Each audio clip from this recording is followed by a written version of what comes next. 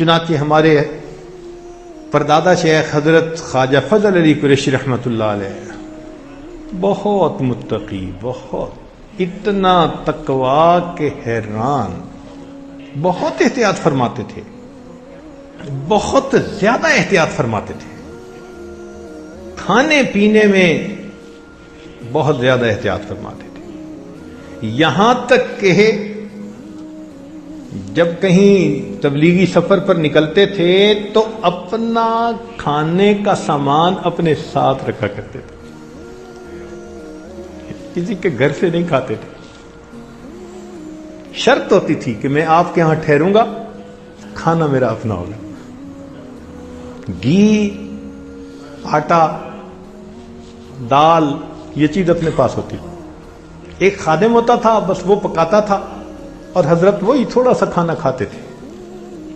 فرماتے تھے میں وقت تب دوں گا جب شرط یہ کہ کھانا میرا اپنا۔ یا اللہ! ان کے خلیفہ تھے حضرت خواجہ عبد المالک، چوک قریشی میں رہتے تھے۔ وہ فرمانے لگے کہ میں ایک دفعہ سفر میں حضرت کے ساتھ، حضرت نے مجھے فرمایا کہ دیکھو تم میرا کھانا پکاتے ہو، مگر میں چاہتا ہوں کہ میرے کھانے کو کسی کبیرہ گناہ کرنے والے بندے کا ہاتھ نہ لگے۔ تو میں نے کہا جی بہت اچھا، میں خود کھانا پکاؤں گا۔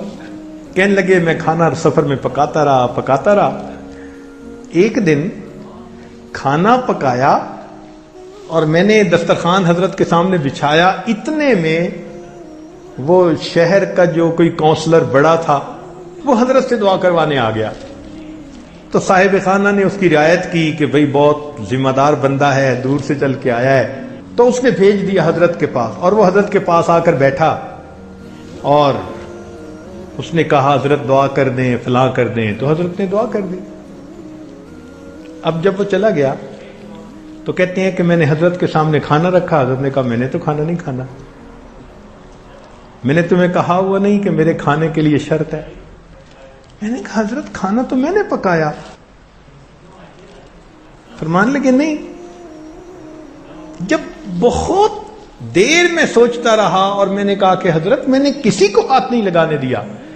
فرمان لگے جب تم دسترخوان لگا رہے تھے تو کونسلر صاحب بیٹھے تھے، وہ داڑھی منڈے نے میرا کھانا اٹھا کے دسترخوان پہ رکھا تھا۔ داڑھی منڈے شخص نے میرا کھانا اٹھا کے جو تم نے رکھا ہوا تھا وہ اٹھا کے دسترخوان پہ رکھا، میں اب کھانا نہیں کھاؤں گا۔ یا اللہ! ہماری سمجھ سے باہر ہے یہ چیز، لیکن ایسے بھی لوگ دنیا میں گزرے ہیں۔ اس کا نتیجہ کیا نکلا کہ ایک دن حضرت تشریف لائے تو بہت سارے لوگ آئے ہوئے تھے حضرت کے ہاں، 150، 200، 300 لوگ عمومی طور پر رہا کرتے تھے۔ بڑے بڑے اکابر، مولانا احمد علی لاہوری رحمۃ اللہ علیہ جیسے اکابر بھی وہاں جاتے تھے۔ ایک دفعہ حضرت تشریف لائے اور فرمانے لگے فقیرو، یہ الفاظ کہے فقیرو، پھر خاموش ہو گئے۔ اب لوگ سارے متوجہ کہ کیا کہتے ہیں، تو تھوڑی دیر خاموشی کے بعد کہنے لگے کہ یہ بتاؤ کہ اگر کوئی آدمی کہ پیٹ میں ہوا، ہاں ایک دن میرے پیٹ میں ہوا بند ہو گئی، نکلتی نہیں تھی، اور اتنی تکلیف کہ میں زمین کے اوپر لوٹ پوٹ ہونے لگ گیا، اتنی تکلیف تھی مجھے تو دن میں تارے نظر آنے لگ گئے، لگتا تھا میری جان ہی نکل جائے گی، اور میں لوٹ پوٹ ہوتا رہا۔ اب سارے حیران ہیں کہ یہ کوئی بتانے کی بات ہے جو حضرت صاحب سارے لوگوں کو بتا رہے ہیں کہ پیٹ میں ہوا بند ہو گئی اور نکل نہیں رہی تھی، اور میں لوٹ پوٹ ہو رہا تھا، اور مجھے تکلیف ہو رہی تھی، اور جان نکلنا نظر آ رہا تھا۔ حیران دیکھ رہے، اور حضرت کسی کو کھول رہے ہیں، مجھے اتنی تکلیف۔ اور یہ بات کر کے فرمایا کہ بتاؤ، جو بندہ اپنے پیٹ سے گندی ہوا کے نکلنے کا محتاج ہو، وہ کوئی بڑا بول سکتا ہے؟ کہتے ہیں ساری جماعت حیران۔ جب یہ کہا کہ جو آدمی اپنے پیٹ سے گندی ہوا کے نکلنے کا محتاج ہو وہ کوئی بڑا بول سکتا ہے؟ تو سب نے کہا نہیں. فرمانے لگے تو اس لیے میں آج آپ کو تحدیث نعمت کے طور پر یہ سنا رہا ہوں کہ رات مجھے خواب میں نبی علیہ الصلوۃ والسلام کی زیارت نصیب ہوئی. نبی علیہ السلام نے ارشاد فرمایا فضل علی جیسے متبع سنت جماعت تو نے تیار کی ہے من حیث الجماعت دنیا میں موجود نہیں ہے.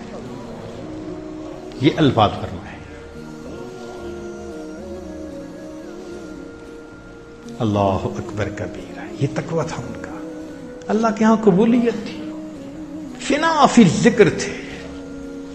ایک ایک سنت دیہاتی نوجوان بوڑھوں کو بھی سکھایا کرتے تھے. سنت کا اہتمام اتنا تھا کہ ایک نابینا حافظ صاحب ان کے ہاں ٹھہرے ہوئے تھے. جیسے بہت سارے لوگ آتے ہیں تو خانقاہ میں ٹھہرتے ہیں, مدتوں سے ٹھہرے ہوئے تھے.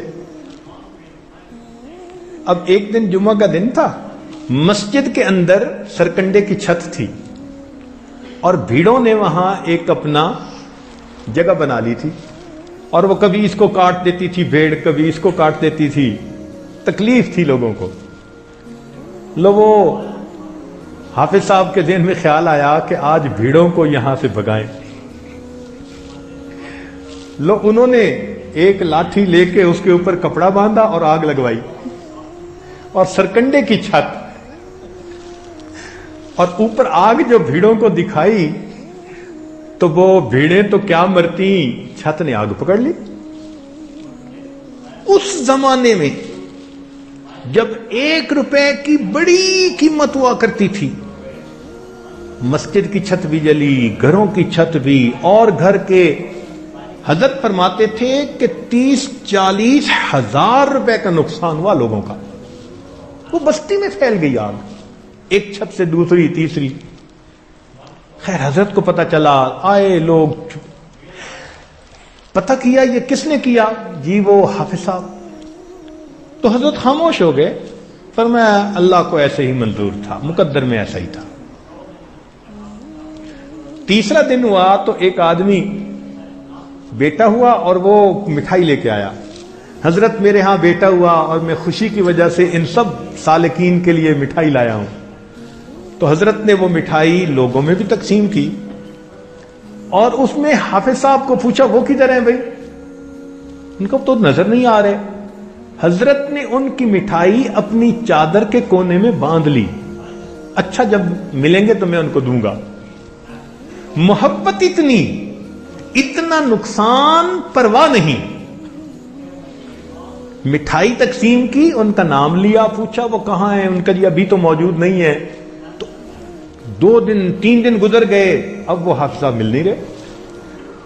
تو وہ تو اصل میں آگ لگنے کے بعد وہاں سے قریبی ایک بستی میں جا کے چھپ گئے تھے.